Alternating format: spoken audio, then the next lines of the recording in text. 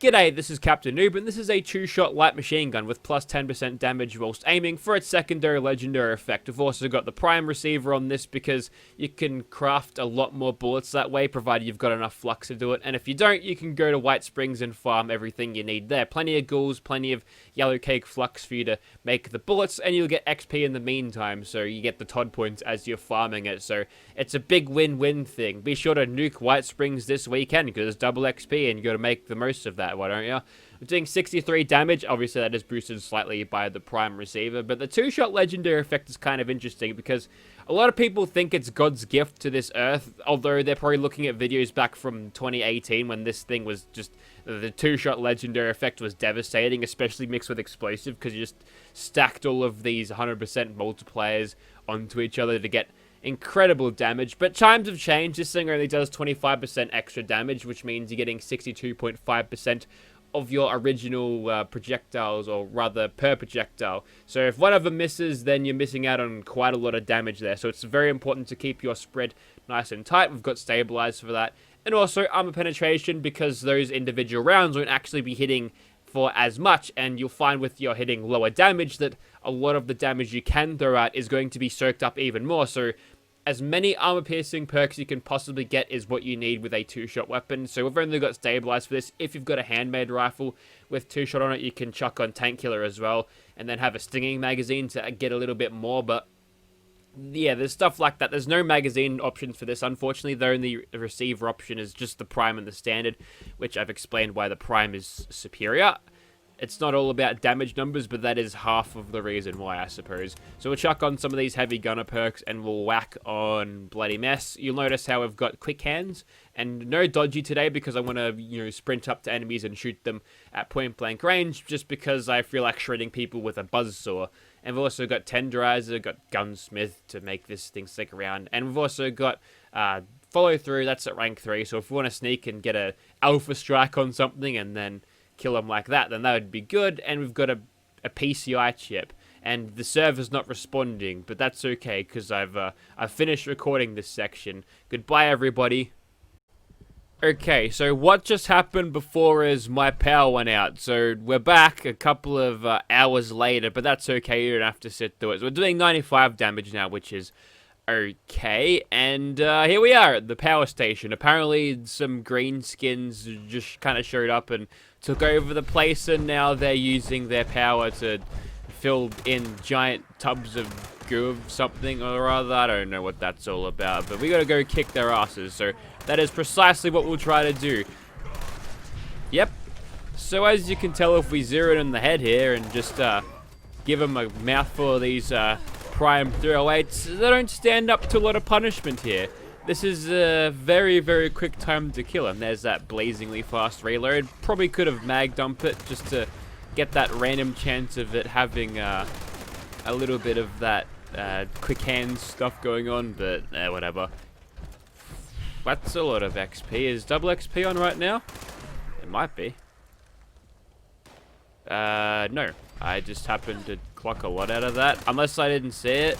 Nah, 279 is kind of standard. So this thing is kind of crushing everything right now, which is great. I've got 5% more XP, not quite double.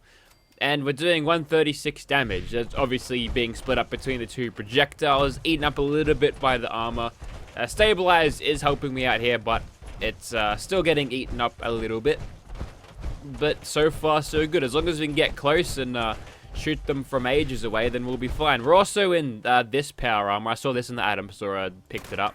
I'm not sure if this is supposed to be the same power armor that the Fallout 3 Enclave dudes had, or whether it's just like a completely new design, because they did have this that particular design just kind of redone in the Creation Club a while back for Fallout 4, and I'm guessing, I don't know, that one suited the look of the Fallout 3 Enclave dudes a lot better, so this is just kind of extra, I suppose.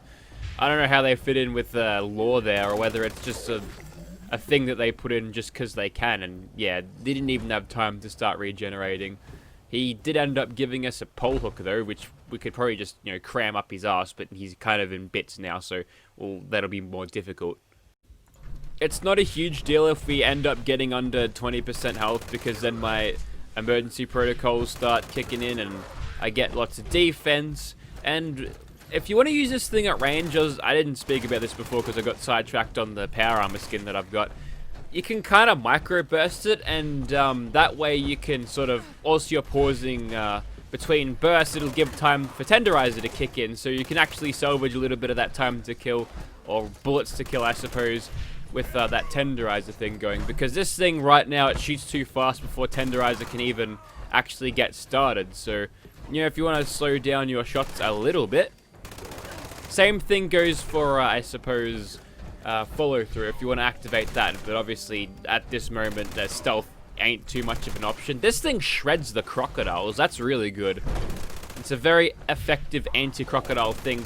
Simply because what you're seeing with the spread of this thing is it's actually fairly tight at this close range anyway. And, you know, they've got big heads on them. So they catch a lot of the bullets in the face and it does a lot of damage to him. So far, quite good this thing is, and I talked like Yoda for a second. That was kind of unintentional.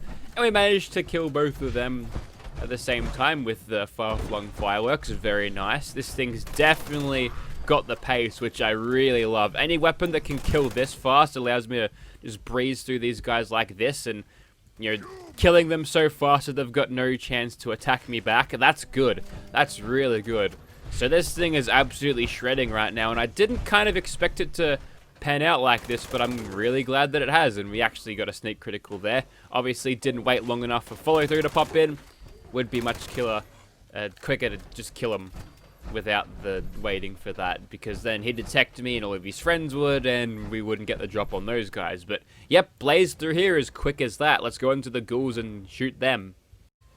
So with weapons like these, VATS kind of isn't an option, but it's a little bit easier with the LMG because you don't have to worry about the barrel spin up. But as you can tell, I'd kill a ghoul and my AP is gone, so you might consider using this with Grim Reaper's Sprint if you wanted to use it in VATS, but it's not very efficient. Just basically get good aiming. You don't have to be great at aiming because, you know, you spew that many bullets out so quickly that you're gonna eventually kill whatever it is you're pointing at, unless they've got a gigantic health bar. See Scorch Beast Queen. So yeah, your ability to aim shouldn't really affect this weapon one way or another, because you kind of got like a little metal storm. Remember that? Had like 1,000 rounds per minute. That was in like the final Battlefield 4 DLC. And before they patched it, you could push light armored vehicles around with it. That was a fun thing. And yeah, it's like that. It reminds me that you're firing so many bullets so quickly. It's like double the rate of fire, right? With a damage penalty and an accuracy penalty. And possibly condition penalty? No. There's none of that. The LMG, obviously the thing that the Germans engineered, is robust and tough and doesn't break very quickly. Oh, except for the Tiger tanks. They sucked, man. I mean, sure, their armor was great, but I think the idea of bringing them in, not a good idea. But who knows, if Hitler had the foresight of a 20-something-year-old Australian back in that day, oh, he actually grabbed glowing pustules from that guy. Well, that's a shame. Well, obviously he made the mistake of invading Russia, and, you know, unfortunately for him, Russia wasn't full of feral ghouls or super mutants who would get completely shredded. Also, he didn't have power armor. We still haven't developed anything like that yet. They say using like a special type of ballistics gel, which like is light enough that you can carry it around, but hardens when bullets hit it. That's the way of the future, I think. I think I saw that once, but that could be all hogwash. Although hydraulically powered suits like this would be nice. You know what? I don't like the look of this helmet. That's kind of hideous. Ugh, I don't like it. Okay, let's do some stealth heavy gunner light machine gunning with power armor with a 2-shot sniper weapon, right? I'm sure this won't go down wrong. So I went from 71 to 131, so it's like doubling the damage almost, which is crazy. Like, if you can somehow manage to utilize sneak with weapons like this, you'd be so much more powerful than you would be otherwise. You know, the name of the game for these types of MMOs, and sure, I can accept it's an MMO now. I've seen what this thing fucking does. I've seen what the game does and what it's about. It's all about efficiency, right? You gotta find ways in which you'd be more efficient, because if you're not, then you'd be messing around with bullets and trying to get resources and shit. So, oh, whoops. With the room has just been invaded by a German Shepherd. Yes, efficiency. So if you can find ways to use less bullets and also teleporting NPCs, that's like secondary here, but that also happens. If you can find specific ways of using less bullets, that's always a good thing. And sometimes it creates these moments where you can just, sneak in the back and just snipe away at things with an LMG, with the two-shot legendary effect, which says, no, bro, you don't even think about range combat, but you can do it, which is really strange. Like, the amount of flexibility you can have with builds is not that great, but if you start doing shit like that, you might be able to scrounge some fun out of it. Maybe a Gatling gun, one of those cranky ones, could be good at sniping, I suppose. So knowing that we can sometimes get away with doing the sneaky heavy gunner thing, also that we zoomed right in just then, that was kind of weird. It was like an FOV bug. We're also about to level up, which, yeah, Todd points for me. That's exactly what we want to see. Let's see, there's another basic crab over there. Now these guys are kind of easy to hit because they're big, but I think he's got his carapace turned to us, so we're doing fuck all, so maybe we won't do that. There's also a stupid asshole over there. See, the sights are a lot bigger now, which is detrimental to me because I'd rather them be smaller. Well, we're just rocking through level 69 here. In fact, with oh my god, that's a segueing. No, I can't see the Myler King, Todd. I'm grateful for the Adam points you've just given me, but I can't see anything. Also, that gave us a free heal, so we can take some damage over time, which means I'm gonna not be as conservative in my gameplay anymore. You get a big old shot in the face. Keep on shooting. Don't know where that king got to. There's like been a bug in the game recently that I've noticed that the enemies will just lock themselves into reverse and then, put the accelerator down and they'll be out of there soon and they'll come back when you least expect it. Like this Myler Queen. Just kidding, we always expected her. We're in caution for now. Let's get a follow-through bonus. And then start trying to mess her up. We've got a little bit of that damage over time. We actually managed to pull a quick hands out of that, so it wasn't a completely wasted pick. It's like a maybe almost 150 round mag dump. That's a Myler King. You need to go away, mate. We're aiming the third person here. His entire moveset is just completely bugged out. Now, what I probably should have done here is grab one gun army so I could just cripple them and stop them right there. But no.